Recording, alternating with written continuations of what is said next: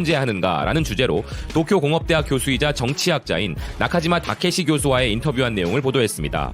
보수와 내셔널리즘에 대해 전문적으로 고찰해온 나카지마 교수는 여기서 현재 아베와 집권당인 자민당이 보수정당이라는 개념에 적합하지 않은 짓을 한국에게 하고 있다고 이야기했는데요. 보수 정치인이야말로 한국의 주장을 듣고 타개책을 만들어내야 한다면서 그럼에도 일본이 이렇게 한국에 대한 도발 행위를 멈추지 않는 것에는 일본의 자신감 상실과 한국의 성장을 받아들이지 못하는 문화 등이 있다고 주장합니다. 나카지마 교수의 주장은 아주 흥미롭고 어찌 보면 가장 정확히 전곡을 찌르고 있다고도 할 수 있겠는데요. 나카지마 교수는 현재 한국에 대한 부정적인 일본 언론의 확산을 어떻게 보고 있냐는 질문에 1980년대에 한일 양국에서 일어난 세 가지 요인들이 발단이 되어 새로운 유형의 현상들이 일어나기 시작했다고 이야기합니다.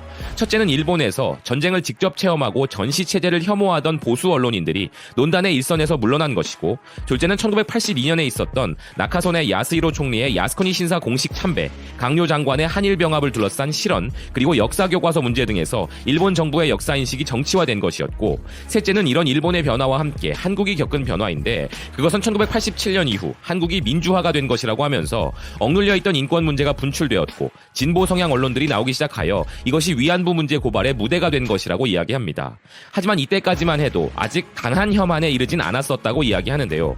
이에 기자는 그렇다면 무엇이 가장 큰 요인인지 묻자 나카지마 교수는 그에 대한 대답으로 이런 양국의 세 가지 변화 이후 한국은 경제 성장으로 국력을 기르는 한편 일본은 상대적으로 세계적인 지위가 낮아진 것이 바탕에 깔려있는 변화였으며, 한국의 일본에 대한 자세 역시 한국의 국력 확대를 배경으로 일본의 할 말은 한다로 변화해간 것이 그 이유라고 설명합니다.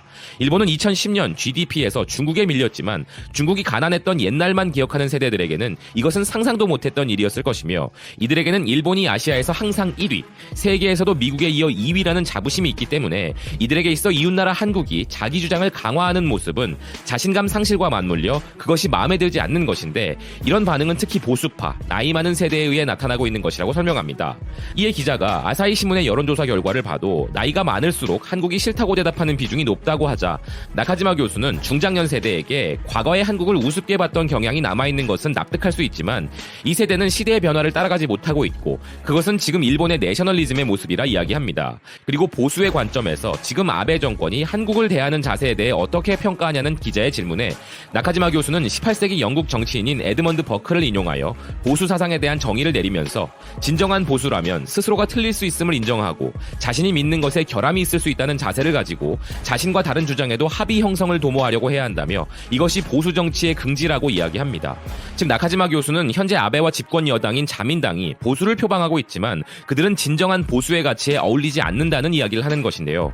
기자가 보수 정치인이라면 한국과 대화해야 하는 것이냐고 묻자 나카지마 교수는 그래야 한다고 하면서 적어도 과거의 일본 보수 정치인들은 그렇게 생각해왔으며 한국의 주장도 들어보고 타개책을 찾겠다는 생각이 있었는데 현재는 일본이 옳다, 한국은 이상한 것을 계속 말하고 있다는 고집스러운 자세만을 보이는데 이는 나카지마 교수의 기준에서는 제대로 된 보수로 보이지 않는다면서 아베와 집권 보수 여당인 자민당에 대한 자신의 견해를 밝혔습니다. 한일 관계의 타개책에 대한 질문에는 한일 모두 자신이 생각하는 100%를 목표로 하고 있는 상태로는 해결책이 없다면서 미국과 쿠바의 국교 회복을 예로 들며 교황의 존재를 언급하는데요.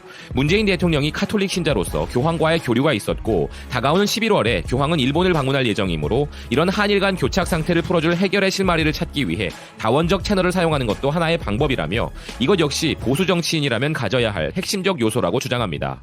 이 학자의 주장 중에서 가장 공감이 되는 부분은 바로 일본의 자신감 상실이라는 부분인데요.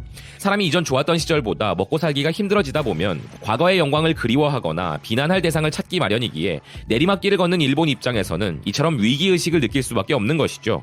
또한 여기에 항상 자신들보다 아래라고 믿던 한국이 상대적으로 너무 급성장해버린 모습을 인정하기 싫은 일본의 시기심이 더해지면서 현재 한국을 상대로 극단적인 모습을 보이는 아베 행위에 대해 지지를 보내고 있는 것이 일본의 현실이라는 말도 공감이 되는데요. 지금이라도 일본이 현실을 받아들이고 정신을 좀 차려서 아베를 내리거나 그만두라고 이야기할 수 있어야 할 것이고 문제는 한국이 아니라 일본 내부에 있다는 것을 깨닫기 바란다는 의견입니다. 지금까지 BK뉴스였습니다. 시청해주셔서 감사드립니다.